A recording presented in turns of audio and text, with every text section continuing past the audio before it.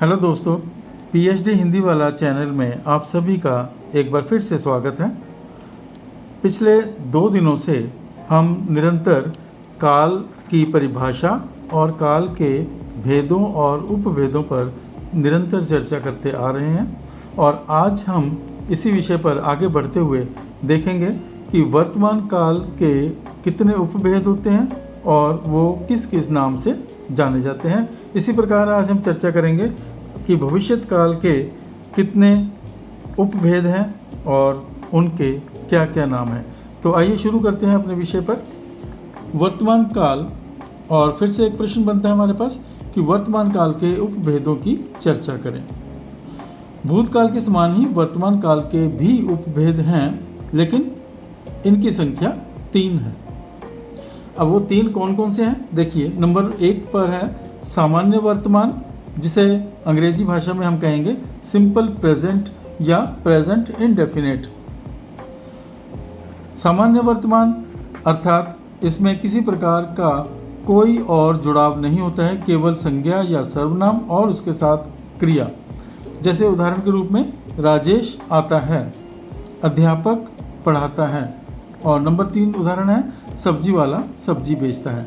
ये तीनों वाक्य सामान्य वर्तमान मतलब साधारण रूप में ये आपको बताते हैं कि जो क्रिया हुई है वो अभी भी इस काल में अर्थात अभी आज के काल में वर्तमान काल में अभी भी उसी प्रकार से चलती है।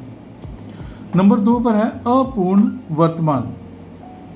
अपूर्ण अभी पूरा नहीं हुआ है, अधूरा है।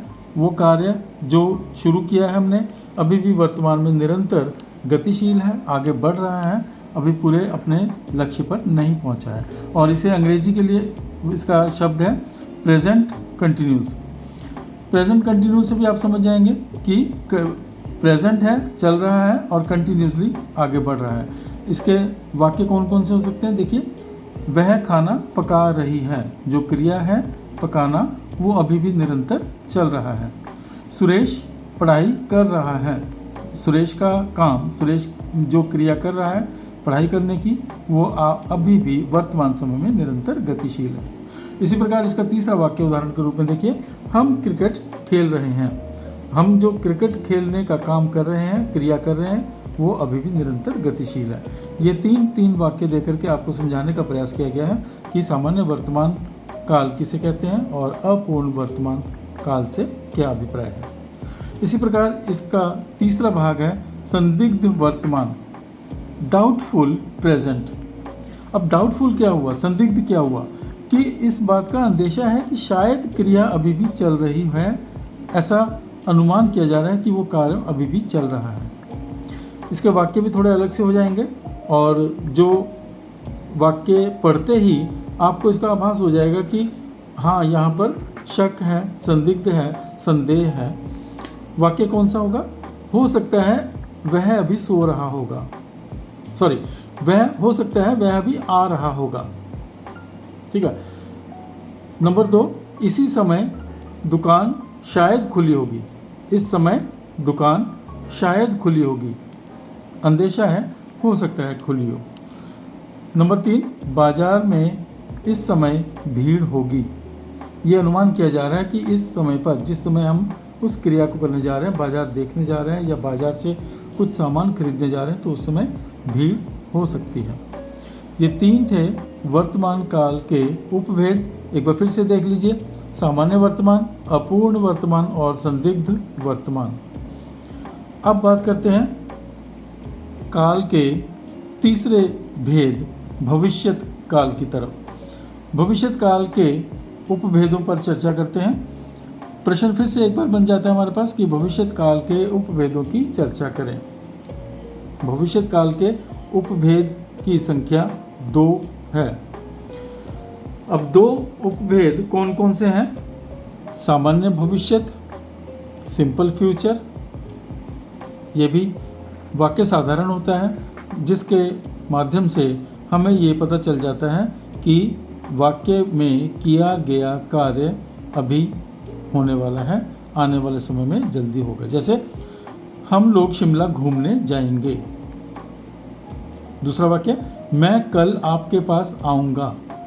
आने वाले कल में, मतलब जो आने वाला कल है उसमें वह उसके पास मिलने के लिए जाएगा। नंबर 3 पर है नेताजी हमारी बात अवश्य सुनेंगे। ये सामान्य भविष्य काल है। और इसका दूसरा उपभेद है संभाव्य भविष्य, डाउटफुल फ्यूचर। संभाव्य, संदिग्ध दोनों एक ही अर्थ देते हैं।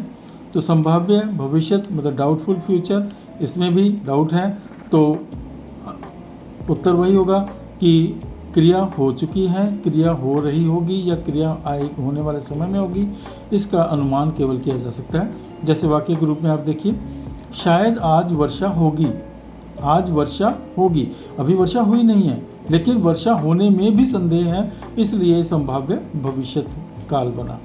नंबर 2, वह अभी तक सोया होगा। ये अनुमान है कि सोया होगा अभी तक, लेकिन इसमें भी कोई पूरी तरह से निश्चितता नहीं है, अनिश्चितता है कि शायद अभी वह सो रहा होगा। और नंबर 3, हमारे स्टेशन पहुंचने से पहले गाड़ी छूट गई होगी। ये अनुमान किया है, संभाव्य है, संदेह है, संदिग्ध है कि हमारे स्टेशन पहुंचने से पहले गाड़ी चली जाएगी। ये थे हमारे पास काल, काल की परिभाषा, काल के भेदों का वर्णन और उसके उपभेदों का चित्रण। और मैं पूरी तरह से आश्वस्त हूँ कि जिस प्रकार से आपको समझाने का या बताने का या दिखाने का जो प्रयास मैंने किया है वो पूर्ण रूप से आप तक पहुँच गया होगा और आप इनका पूरी तरह से लाभ उठा सकेंगे। और इसी के साथ ये काल का जो विषय था वो हमारा पूर्ण होता है। कल हम फिर से एक बार प्रस्तुत होंगे एक नए प्रकार के कार्य के साथ, और उस कार्य में आप लोगों का भी सहयोग निश्चित रूप से रहेगा। धन्यवाद।